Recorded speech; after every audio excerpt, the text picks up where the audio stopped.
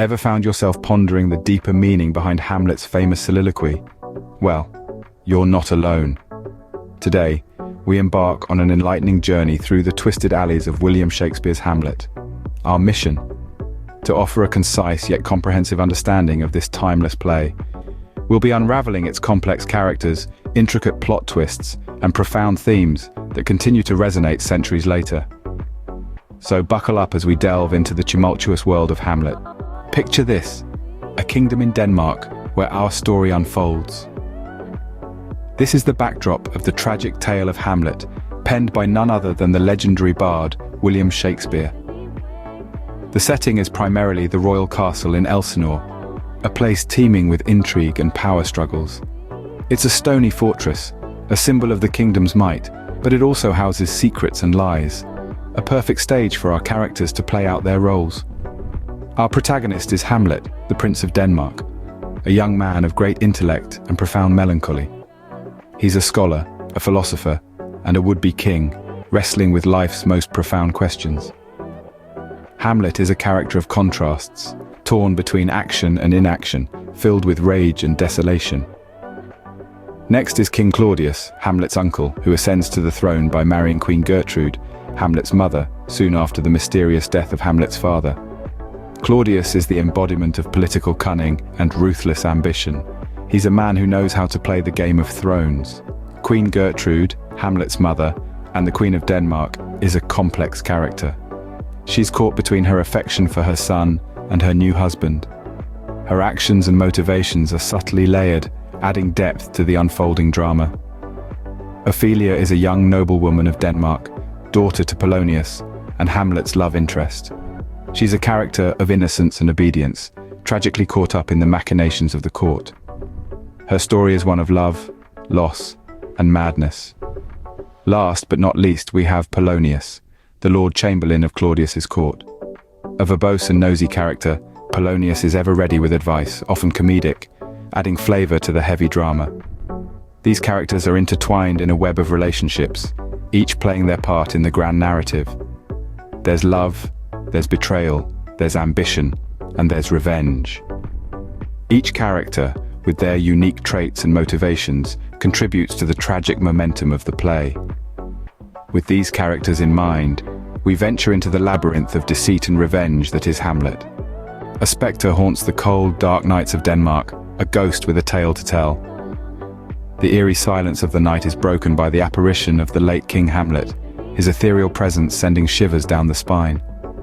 It is a ghostly figure that bears an uncanny resemblance to the deceased king, and it is seeking an audience with his son, Prince Hamlet.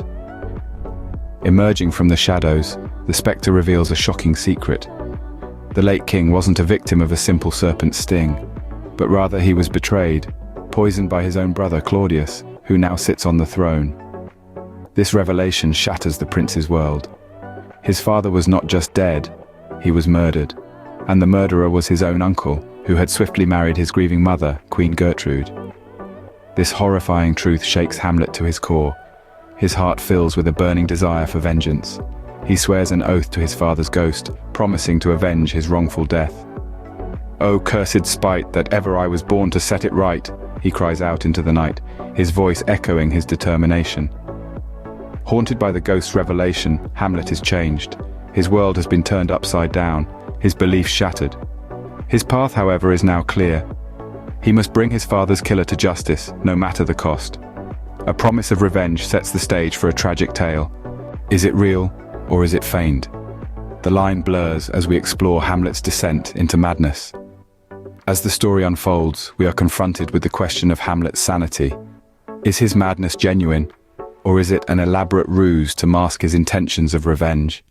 This is a focal point of the narrative that adds layers of complexity to Hamlet's character. Hamlet's interactions with Ophelia, his former lover, serve as a window into his volatile mental state. His erratic behavior is unsettling, to say the least. He oscillates between declarations of love and harsh dismissals, leaving Ophelia and the audience perplexed. His actions are not those of a stable man, but are they the actions of a lunatic or a cunning strategist? This brings us to Hamlet's famous soliloquy, the "to be or not to be" speech. This is not merely a contemplation of suicide, but a profound exploration of existential dread. Hamlet ponders the nature of life, death, and the unknown that lies beyond. He questions whether it's nobler to endure life's hardships or to seek solace in the oblivion of death. To be or not to be, this phrase encapsulates Hamlet's inner turmoil. It is a reflection of his struggle with the moral implications of revenge, the fear of the unknown, and the burden of existential angst. His soliloquy is a mirror into his soul, revealing a man teetering on the edge of sanity. The significance of this soliloquy extends beyond the confines of Hamlet's character. It is a universal exploration of human existence. We all, at some point in our lives, grapple with these questions. Hamlet's plight is our plight, his doubts are our doubts, and his fears are our fears. In the throes of existential crisis, Hamlet ponders the value of life and death. His madness, real or feigned, serves as a poignant reflection of the human condition. Through Hamlet, Shakespeare invites us to reflect on our own existence and the choices we make. As the curtain rises on the final act, the stage is set for a bloody climax. The tension palpable, the air thick with anticipation and dread, we find ourselves in the midst of a duel, a test of skill and wit between Hamlet and Laertes. A poisoned sword and a tainted goblet stand as harbingers of the doom that is to follow. Just as the duel intensifies, Queen Gertrude, in her ignorance, drinks from the poisoned goblet meant for Hamlet, setting in motion the tragic downfall of the royal family. Her life seeping away, she falls, her final breath a sigh of regret and sorrow. The duel, now a desperate fight for survival, reaches its zenith as Hamlet, his resolve strengthened, brandishes the poisoned sword and strikes Laertes. But fate, being the cruel mistress that she is, has a twist in store. In the ensuing chaos, Hamlet too is wounded by the very sword he used to seal Laertes' fate. As death looms over the dueling duo, Laertes, on the brink of death, reveals the treacherous plot of King Claudius. Hamlet, his heart filled with fury, avenges his father's death and his own impending doom by thrusting the poisoned sword into Claudius. The king, caught in his own web of deceit, meets a fitting end.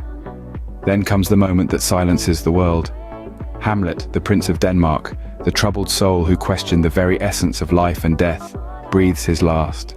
His final words, "The rest is silence," echo in the hushed hall, a poignant end to a tale of revenge, madness, and tragedy.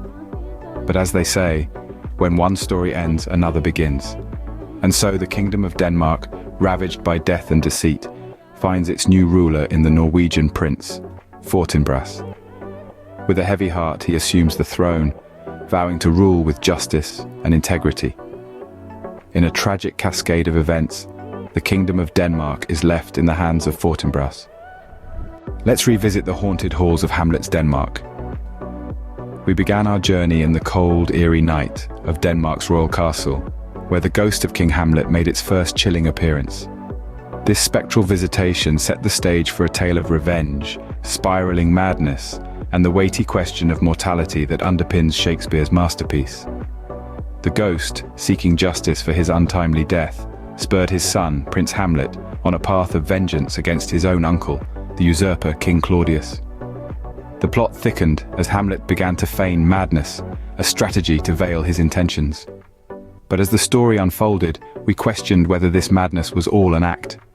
Hamlet's soliloquies, particularly the famous "to be or not to be," provided a glimpse into his tormented mind, wrestling with the morality of revenge, the fear of the unknown, and the inevitability of death.